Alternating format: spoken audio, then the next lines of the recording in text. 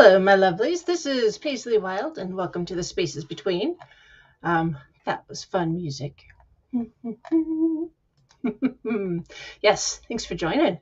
Um, Yay, banners. Yay, they work. I love it when the magic works, right? When everything goes like it should. Because sometimes, yes, it really does. And sometimes, it doesn't. And I know, and it's frustrating, right? That's kind of what we're talking about today, right? I don't know if you noticed. So, yeah, sometimes we just feel a little lost, right? So, and yeah, and I've talked about burnout before.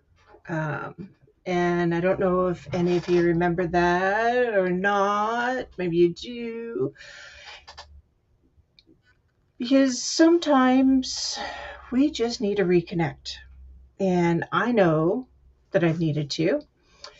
And I think pretty much anybody who's ever been on a spiritual path in the history of ever has needed to reconnect with their spiritual path just a wee bit. Um, I'm just thinking about my family that is on the more traditional Christian path. Excuse me. Um, I have a cousin who's a very devout Lutheran pastor, and he's pretty fantastic, and his sermons are just full of meaning, and they're very powerful. And he really, really connects with his audience in very, very meaningful ways. And I'm serious, they are fantastic. Um, but at one point, he was completely off the rails. He was raised in a very devout family. My uncle was the choir director for one of the Concordia universities, and I mean, just a very, very devout family. He was raised very conservatively, so just that was his life. Well, as most kiddos who are raised kind of conservatively do, they kind of rebel a wee bit, and so my cousin did.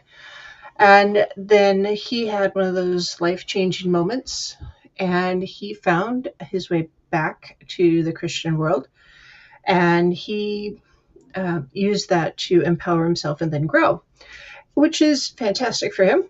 And he's used that to propel himself forward. And um, he's very, very, very devout upon his path now, very much the born again Christian, and um, as re-embraced his path, and his faith is extraordinarily strong as a result, and that's great.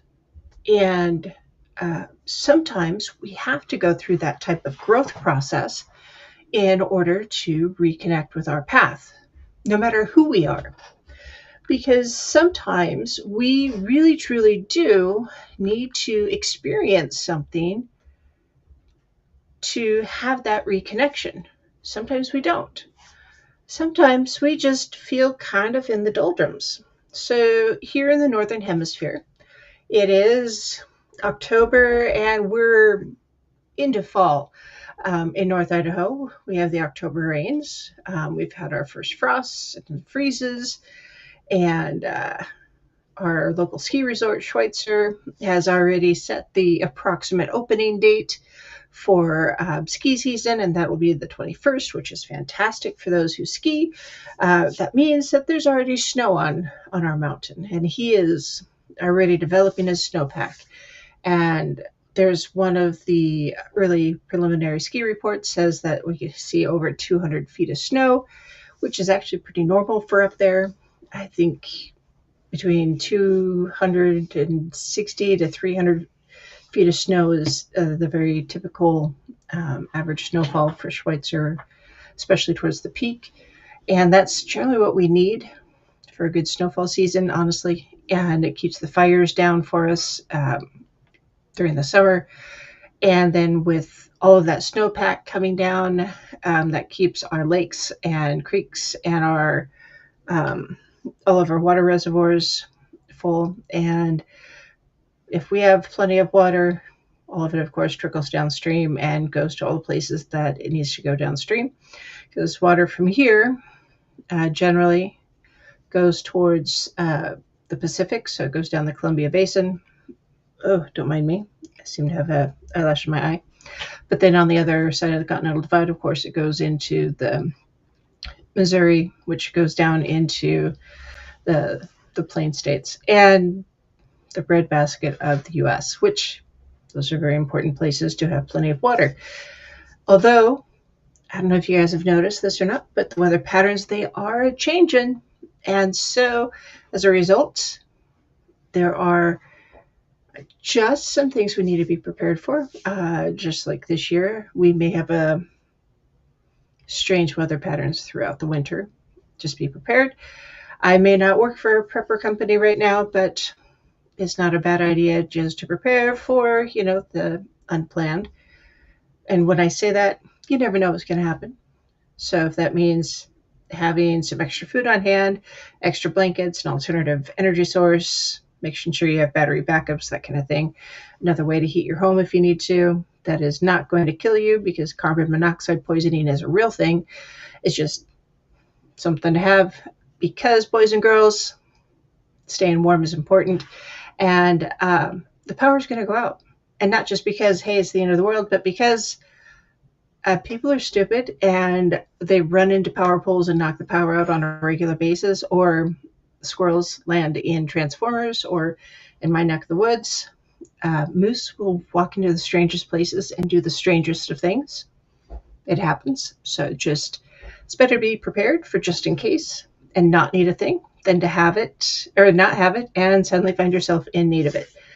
That doesn't mean be the hoarder. It just means, have a tote with some extra things in it and rotate those things periodically just so you have them. Candles, burning, some way to light them. Don't set the place on fire, of course. Be prepared. But, just channel your inner Boy Scouts and Girl Scouts kids. That's all I'm saying. Be prepared. So, but that's on, taking care of your home place, right? So the show, generally I talk about your spiritualness, right? The esoteric, the spaces in between, the space between this life and the next. And because that's who I am. I'm Paisley Wilde. We talk about the spaces between. Yes, absolutely. And right now, because it's getting darker, and often we feel just kind of in that funk, a little depressed, right? Because it happens. Some people have seasonal affective disorders. Some people are just kind of feeling a little depressed. You may want to get your vitamin D checked. Just saying. Sometimes that is a real thing. I personally have problems absorbing it. So if I'm not getting it in the sunlight, I actually have to take a supplement. So there. Just do it. I don't like needles either, even if I do have piercings and tattoos. So,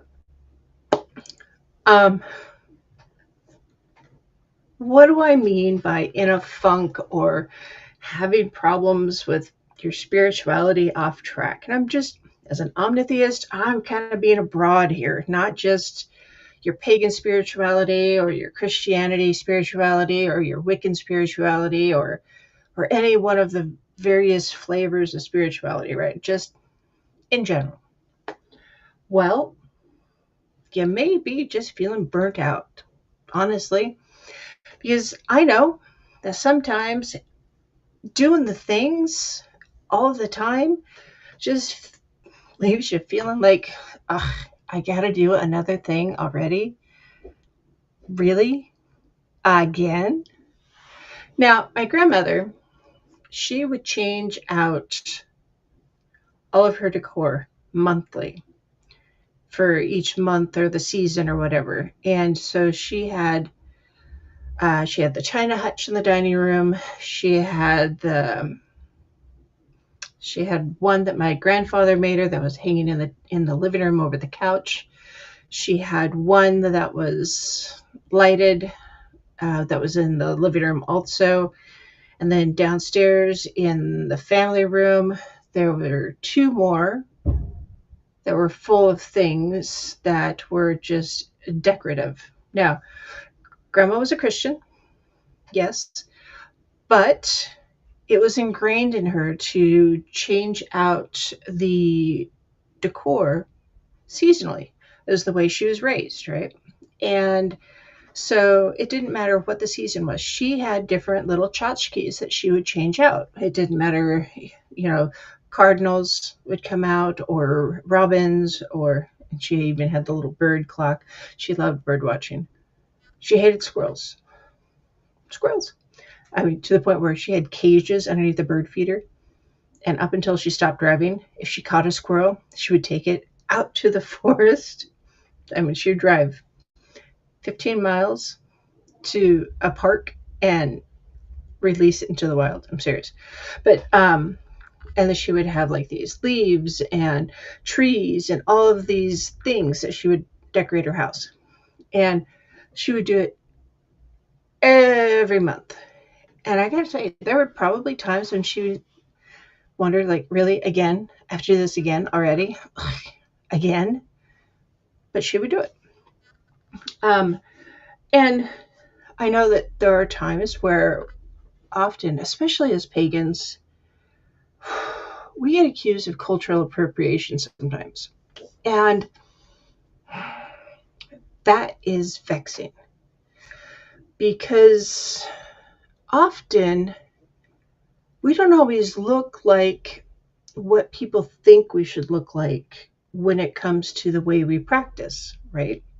Which is why I really don't put on a lot of makeup or get all extravagant with what I'm doing because hashtag this is what a witch looks like, guys. This is me. I've got, sometimes I wear rings, sometimes I don't. I have a tourmaline on. I have my little raven here. And yes, I'm wearing earrings, but they're not anything fancy. They're just basic studs. That's it. And that's what I wear on a regular basis. Now, if I go out in public, I do have some rings I wear because that's who I am as part of being presentable for the day. But when I'm at home and I'm doing things, I generally take them off because I want to keep them nice. Something else I learned from my grandmother, honestly, because she would take off her rings so that they wouldn't get ruined. They'd last longer. Because often your lotions and your soaps and all of that often cause your rings to degrade over time. So often just, that cultural misappropriation. Because if you're practicing Celtic traditions or Viking traditions or Nordic traditions, Viking traditions, Egyptian traditions, or anything like that, often you get kind of poked at a little bit. Or Egyptian, yes. Or if you go and say you're like more Creole or Hoodoo or Vaudoon or some South American or Mesoamerican, you might get looked at a little strangely. Or here in the U.S., the First Nations, if you are not obviously Native American with the high cheekbones and the darker skin colors, you might get kind of looked at. Or if you are not obviously African in appearance and you are practicing African-based traditions, you might get looked at a little differently, even though Africa is populated with both white colored, actually it's a whole broad spectrum of skin tones. It's not just one tone, it's like a whole rainbow of tones. Actually, we're everywhere. All the tones are everywhere. And we're all the same color underneath our skin. It's all red, honestly. We're all basically the same people. But because some people judge by appearance, that cultural appropriation thing comes out. And it's vexing. And it's stupid. It's just another form of gatekeeping, for crying out loud. Ugh. But it happens. So, and if you get tired of that and you're just tired of fighting with it, sometimes that's a thing. Or sometimes you just get so focused on a single aspect of your path and you're just like so focused in. Like, for instance, Lent. Lent is a big deal for Christians, right? I am focusing on my Lent and I am abstaining from this thing am sacrificing this thing for my, in my belief of the Christian gods, and that's what I'm doing. Yep. They're not the only ones, though. Other traditions also do that sacrifice of something in for their beliefs, right? I'm going to abstain from something in honor of my deity. That happens. I'm going to abstain from something. That happens. But after a while, sometimes you get a little tired of it, or the duration of time that you've committed to is at an end, and you're like, oh, I'm done. I don't want to deal with this anymore. I'm going to take a break, and I have to move on, and blah. You get the blahs. It happens. And so paganism is very much this umbrella term for a variety of different traditions, right? Because pagan just means rural. Remember that. I've said it before. I'll say it again. Pagan means rural. It's country folk. And any more rural country folk. And often what you might consider to be off track really varies a lot. Because what is off track for one person is going to be not off track for another person. So for those of you who are in, say, the pagan pantry or the broom closet, because you don't have this broad, elaborate, Pinterest-worthy altar, to not have one or to not be tending it daily, that doesn't seem like you're, setting your faith aside for a day, because you're not tending it daily. Because that's a lot, guys.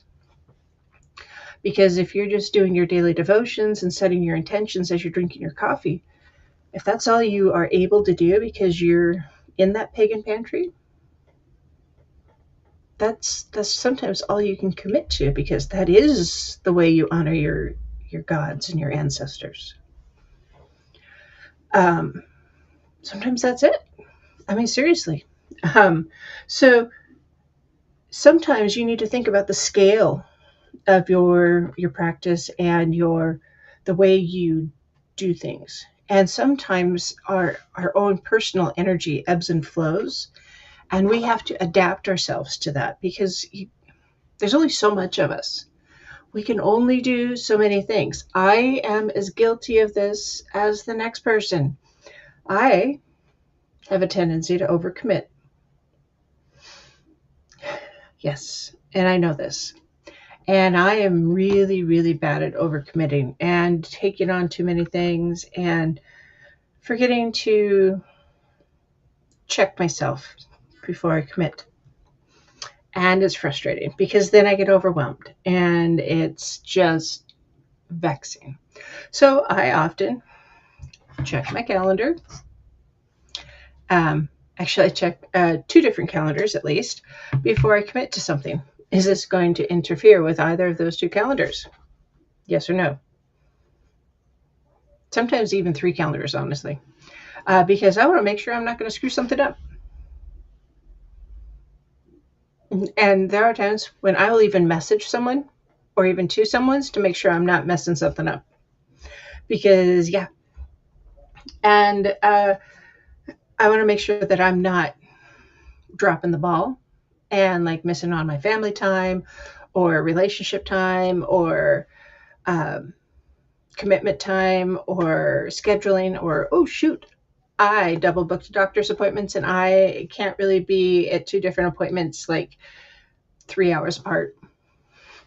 I just can't do it. So I have to make sure I have that set up. And just like some appointments, I make sure I put reminders in, even like 2 months out, and those show up in my calendar also, so I don't screw that up too.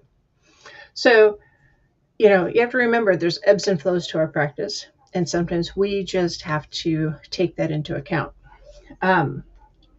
So when you feel like you're neglecting your regular practice, and maybe you've done it like a period of time, maybe it's like a week, and you're normally every day, you set your intentions every day, you're doing all the things, you're meditating, you're journaling, you're doing all the things, and suddenly you haven't been doing it for a week.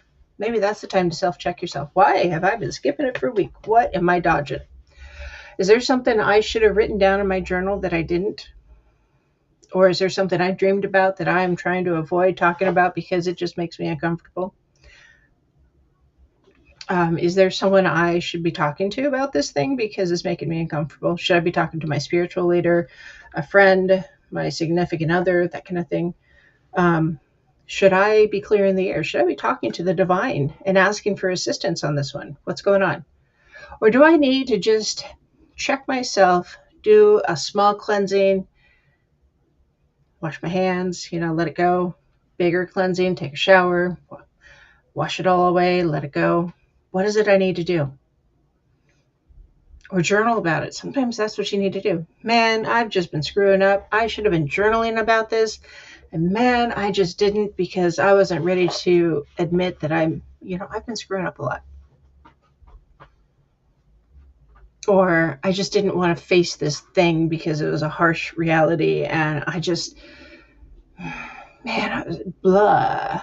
Or I was just really overwhelmed, or maybe I had this sign and I just didn't know how to interpret it and I should have had help. And I'm so glad I have a spiritual leader or someone I can talk to, or someone who can help me figure it out.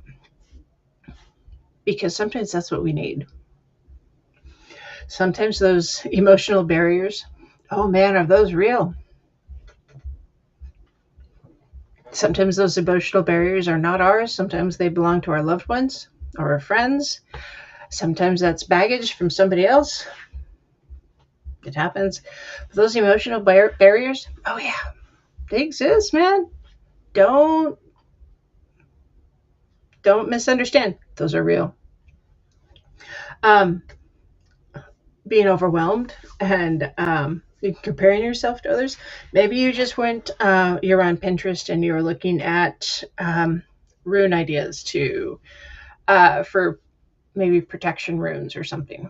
And you went down the rabbit hole on Pinterest and you were looking at other people's altars. And then you look at your altar and your altar is like this big. And you're looking at these big, extravagant altars on Pinterest. And you're like, man, I suck. Mine's nothing. And you're just feeling like, well, blah, blah, blah. Stop. When it comes to spirituality, it's not a race. It's not a comparison game. None of it is. And that's something we do in our lives all over the place. All over the place, this comparison thing. We compare ourselves to one another. We compare ourselves to other people. We compare ourselves to ourselves with famous people and politicians and anti-famous people and all of the things. And really, truly, we need to stop. It's not a race. There's no reward for getting there first. We just need to do the best we can with what we have and stop competing all the flipping time, because all that does is make us unhappy about what we have and puts us deeper into debt and makes things more miserable all this time. So stop. Because if what you have is authentic and real and you mean it, that has just as much weight as something big. So the humblest cottage for a priest is as spiritual as the most grandiose church, honestly, or cathedral, whatever. Spirituality and your connection with the divine, the gods, you can find that anywhere. There's no designated place to connect with the gods. That's here in your heart, in your soul. And that's the way you communicate with the divine. That's not with the accoutrement of your surroundings and your tools. That's an inner thing. That's here. That's where you feel it in here. The conversation's in here and you feel it here and it's translated around you.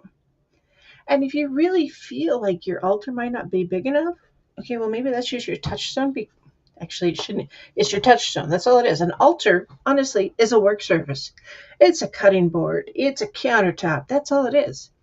Maybe your altar is your whole home. That's kind of what mine has become. I've got little bits and pieces of altar stuff all over the house. Really, truly, all over the house. And myself and Mr. Longbeard, we've figured out some different things for decor. I can't wait to take a picture and show somebody when we're done.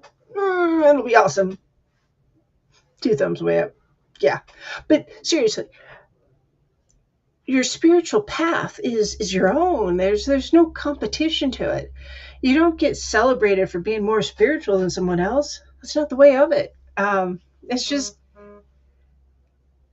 it's your connection with the divine is your connection. I mean, it's like your connection with your arm is your connection. It's not like somebody else's connection to your arm. It's your arm, man. So yeah, enjoy what you have. Don't compete about it, guys. And remember, there are life changes. So maybe you have a new pet. Maybe you have a new family member. Maybe you are pregnant. Maybe you're sick. I don't know about you guys, but I've been sick a few times. I had to have, I don't know if you guys remember. Maybe you don't, because I took kind of a hiatus because I had some stuff going on. But I had, I tore my rotator cuff a while back. And yeah, that one kind of knocked me for a loop because I had to have surgery. So I heard it, and then I knew I heard it, and it took a little bit to get everything lined up. And I scheduled the surgery, and I knew I made the right choice to schedule the surgery the day I couldn't pick up a coffee cup. Because I don't know if you guys know me, but I drink coffee. I drink tea. Those are my friends. And if I can't do that, that's bad. I need those. And if I can't pick up a cup, I feel it. Yeah. Now, I'm ambidextrous enough. I can use both hands, but still, I mean, I went to go pick up my cup, and so I got it, I couldn't even get my hand up off the counter. And it was just like, oh, darn. That sucks. And it was like 4 days later when I had the surgery. So it was like not all bad, but still it was like, oh, drat. And then, yeah. So, sometimes life changes. And that took me, the better part of a year to fully recover. And now I'm better. Now, I built a shed this past summer.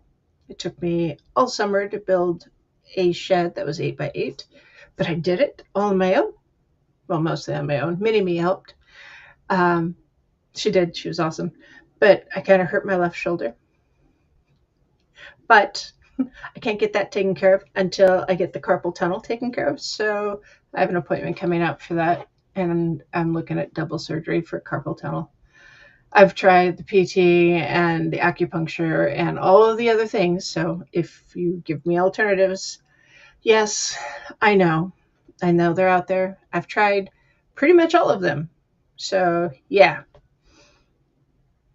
At this point, I just need to do the things because I dropped my favorite cast iron pan and I broke the handle, and I am sad.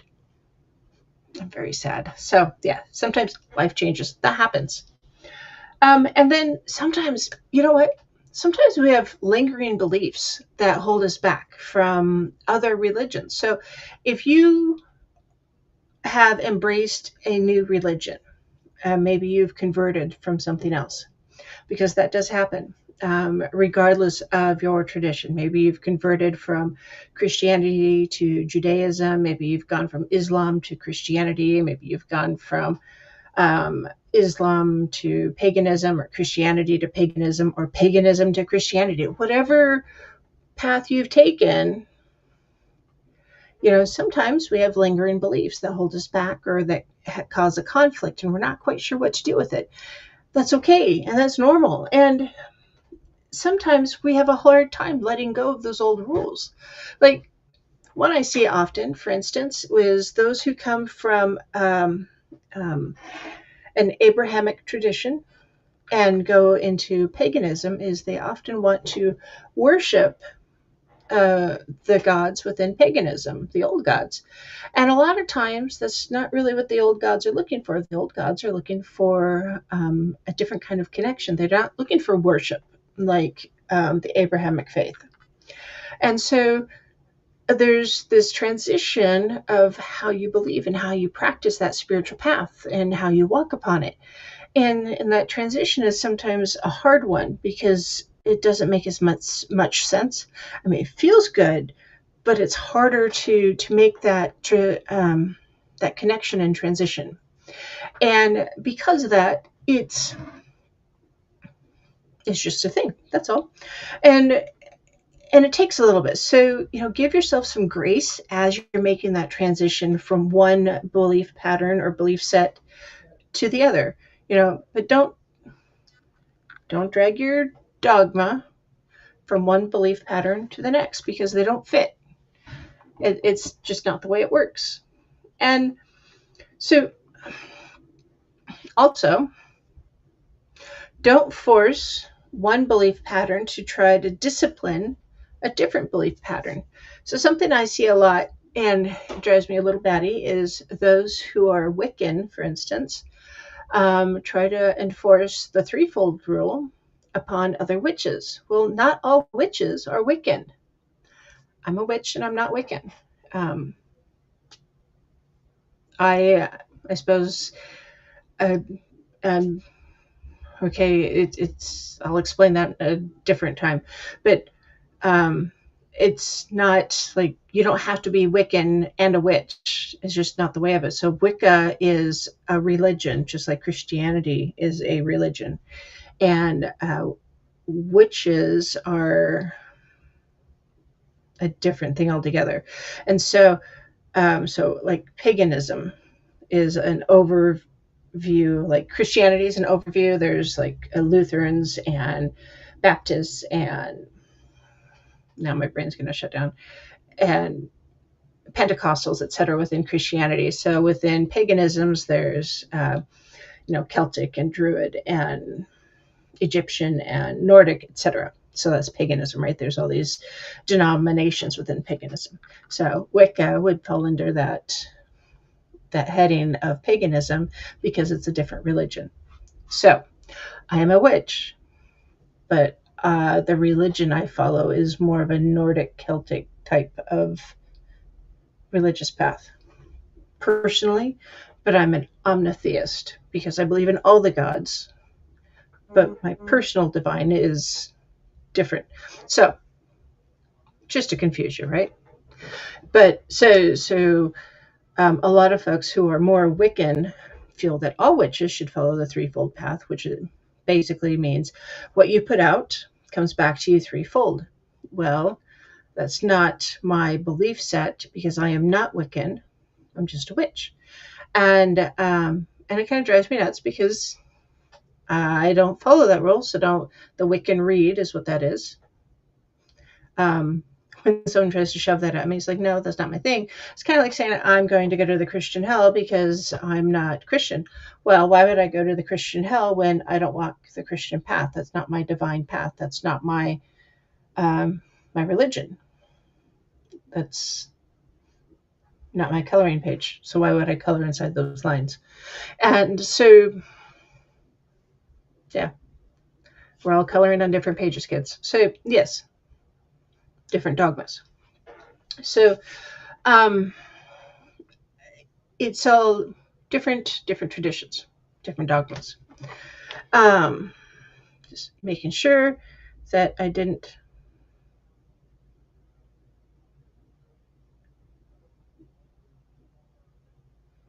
Okay, so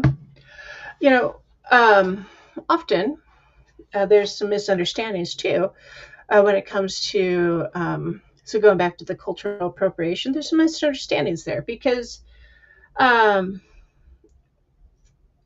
is a difference between cultural appropriation and cultural appreciation. So if you try to adopt closed practices from like an indigenous or other type of culture without some sort of initiation or understanding the right context of that practice, That can include things like misusing certain tools, like Palo Santo or white sage, um, which sadly have become over harvested and extraordinarily misunderstood due to like a high commercial demand. Um, that's that's something real. Now, sage has been used for millennia for cleansing practices. Not necessarily white sage, but sage in general, because there are many strains of sage. And it's antimicrobial, and the sage smoke is antimicrobial. And during COVID, that came out and was actually kind of a big deal, because it was one of those things that would cleanse the air of the COVID virus. But the Palo Santo, if you are going to use that in your practice, make sure you're getting it from an ethical resource that is sourcing it ethically. So do your research before you buy your things. Now, I'm not saying you have to buy something from like this big name brand supplier, blah, blah, blah, but just make sure you do your research if you're going to buy the things that you're getting it from someplace ethically. And so I grow my own sage, or I buy it from somebody local who grows it in a greenhouse. Or if I do buy it from somewhere else, I try to buy from someplace I know has been sourced ethically. Also, when it comes to cultural interpretation, remember, uh, keep it healthy and respectfully learn about a spiritual practice and the history of it. Before, and instead of just appropriating, it's like, "Ooh, hey, that's cool. I'm going to do that thing. Woo-hoo!" Don't do that. Instead, connect with those things, connect with that path, connect with that tradition. So part of the reason why I am fully embracing the path of my ancestors and I talk about it so much is because it is the path of my ancestors. I feel called to walk those steps and be a pagan and follow in those footsteps, because that is right to me, you know. And I've researched it, and am doing the things and trying to understand the things and grasp the meaning behind what that means. So that means not just reading up on where did I come from. Like, I know that my maiden name is more Germanic than anything, so that means I'm probably from some Germanic origin, right? And family lore means I probably have some Germanic origins. Okay, yeah. And yes, I do. But I actually did a 23andMe thing, and I found out, wow, I do have some of that. Also, some Celtic and Scottish, and actually a lot of that. And so there's probably some real strong Viking ancestry in there, Scandinavian, and a lot of it actually. And but yeah, a lot of Irish and a lot of Irish. A lot of Irish actually. And so, like, I could almost be a redhead. No, I'm kidding. But also, yes, a lot of Germanic. And so embracing those traditions really, really means a lot to me, because I'm actually truly following in the steps of my ancestors. And it really feels right. And then teaching my children about that really feels right. And then speaking about it really feels right. I feel very connected to it. So I don't just feel called, I feel very connected. And doing the research was just fascinating. I'm very fascinating. And then also, I'm not doing the things, or don't do the things like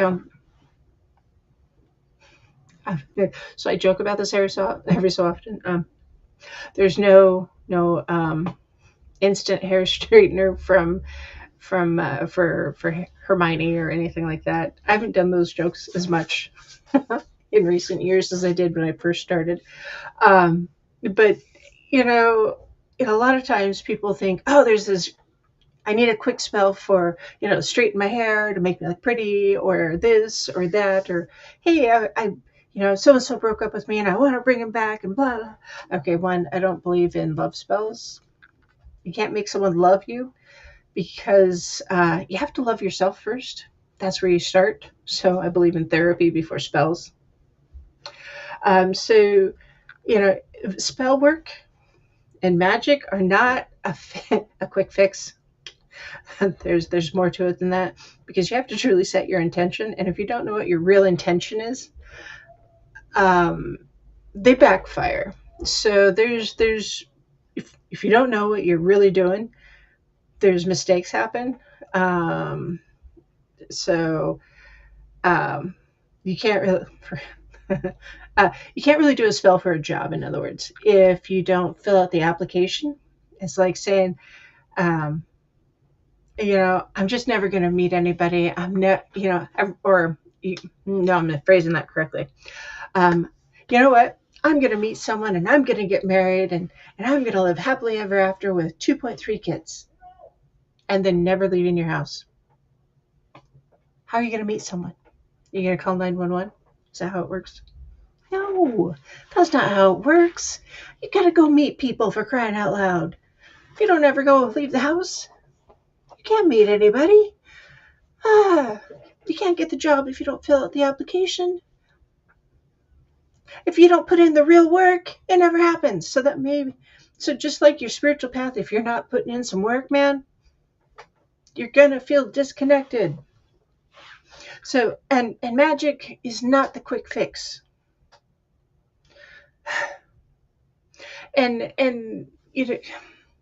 I see online people trying to do this spell work to fix or change people, and those drive me insane, because no, don't try to change people.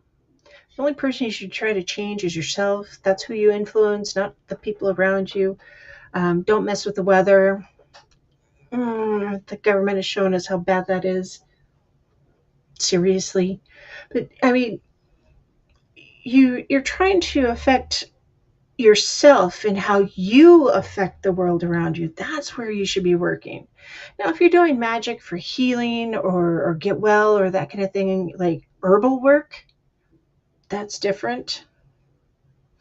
Because that's taking magic to a different level. But if you're just trying to cast a spell, like, I'm going to write out this spell and I'm going to do this thing, I'm going to reset it, I'm going to burn it in the candle, and poof, to Tate, I'm going to win the lottery. That's not the way it works. Harry Potter, it does not work that way. You are not going to get on your broom and fly in front of the train. It doesn't happen that way. So you got to have a reality check. If your assumptions about magic and your pagan practice are outlandish and based on Hollywood, you're going to be disappointed and you're not going to feel connected to your practice and your spiritual path. If you believe everything you see on TV and in the movies and on YouTube and Twitter, you are going to be keenly disappointed about all of your spirituality. I am sorry. And that's all there is to it. And yes, that's all there is to it. There's so much fake TV out there. Oh, my stars. Even the reality shows are scripted. Pay attention. So, also, a lot of pagans do practice alone. And often that isolation can cause some off-track behavior. Yes, I'm a little squirrely today. I've had the coffee. It's good. Actually, I need to have my dinner, so that's why I'm a little squirrely. But without a community of some sort, whether it's an online community, a face-to-face community, a texting community, I don't know, some sort of community, it's hard to grow in your spiritual path. It doesn't, regardless. Now, we've all seen evidence of cults, right? You can watch a documentary on a Discovery Channel. You can see them on the evening news. You can read about them in books. You can find them on YouTube, on Google, on Rumble, anywhere online. Excuse me. They're in print media. They're everywhere. Those cults are out there. And those cults are evidence of a spiritual path that has become closed off because they have not allowed new ideas. And the lack of new ideas has impaired growth, and that lack of growth has caused stagnation, and everything has come crashing down. You have to communicate with other people to grow. All there is to it. Excuse me. So, You need to see people face to face sometimes. Go outside. Go online. Have a Zoom conference. Have a YouTube chat. There are things. I'm on Rumble. I'll interview you. Have a chat with me. Email me, wildpaisley@gmail.com. WILDEPAISLEY. Seriously, we'll chat about spirituality. Hit me up. And then, you know, you can always just take a step back, do the cleansing thing, bathe in the moonlight, seriously, take the long hot shower, speak with the divine, journal about it, and then reconnect with nature. Go for the wild walk. Go for a walk in the wild, seriously. If you can't walk in the wild, go for a walk in the park. Look for feathers, look for sticks, look for rocks. Reconnect with the divine. Look for signs that are going to connect you with your guides, your spirit guides, the divine guides, your ancestor guides, whatever it is that connects you with the divine. And instead of having the big elaborate routine you might have had before, go something simple. Now, I often set my intention as I'm making my cup of coffee for the day. I'm going to have a good day. And I leave it at, that's where I start. And then I froth my coffee. That's where I start.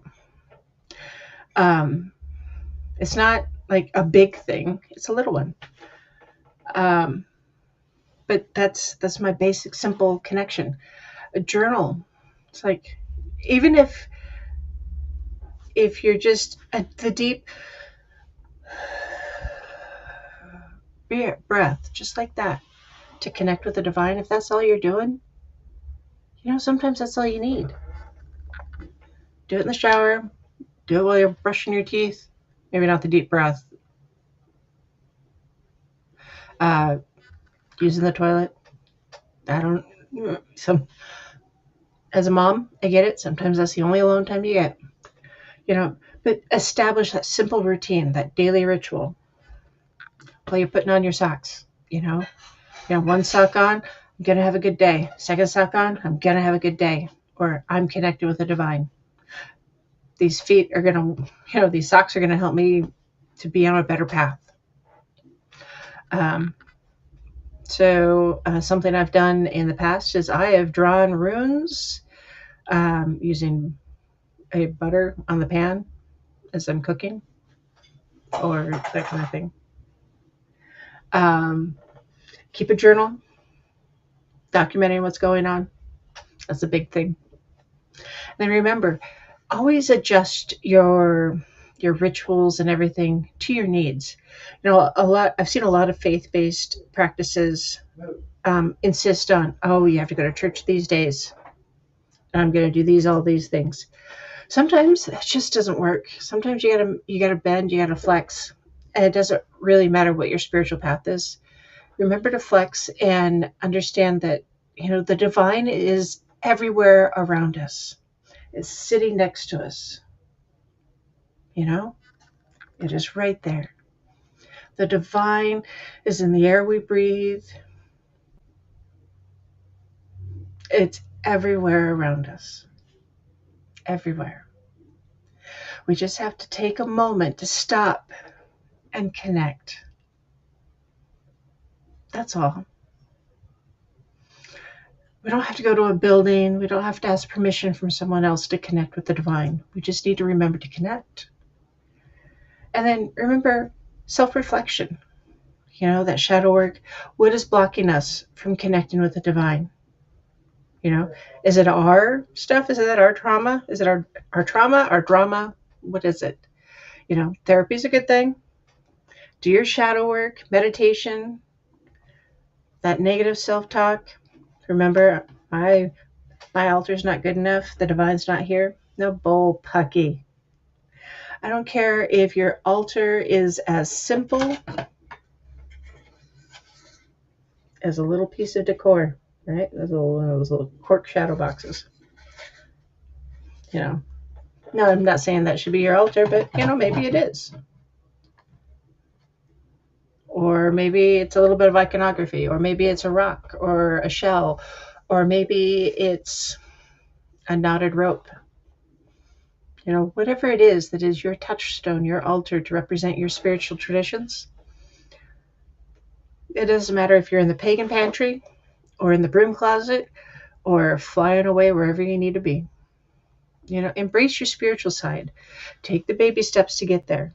It doesn't have to be this loud and proud thing all over the place, all over the house and yard, like some elaborate Christmas decoration yard or Halloween or whatever.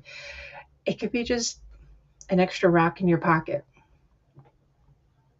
So remember, you're not keeping up with the Joneses when it comes to your spiritual path. You really aren't. The only person you're keeping up with is you. It's not a competition. It's not a race. Maybe it's just picking up an extra rock or a feather on the roadside. Because I've done that. Your spiritual path is your own. You don't have to do anything more than that. So, remember, take that deep cleansing breath. In through the nose and out through the mouth. Leave your stress from work at the door. Don't bring it home. Sometimes you got to talk about it anyways. I totally get it. Also, don't take your home stress to work because that creates an entirely different trauma. But you know what? You got this. Everything will be just fine. It'll be okay. So, this is Paisley Wilde. Thanks for joining me this evening here in the spaces between. I'm trying to be here just a little more often, I promise. And, remember, if you do need to talk to me or reach out to me, it's the spaces between. I'm on YouTube and Rumble and Twitter or X. You can find me there too. You can find me on Facebook even, the spaces between. And then you can also always email me at wildepaisley@gmail.com. That's WILDEPAISLEY@gmail.com. And you can also find me at Truth Refugee Radio. Because you know what? Sometimes, the truth will set you free. Sometimes it has to be a refugee first, as you've already seen in the past couple of years. So thanks for joining me. And I will talk to you later. Thanks, guys.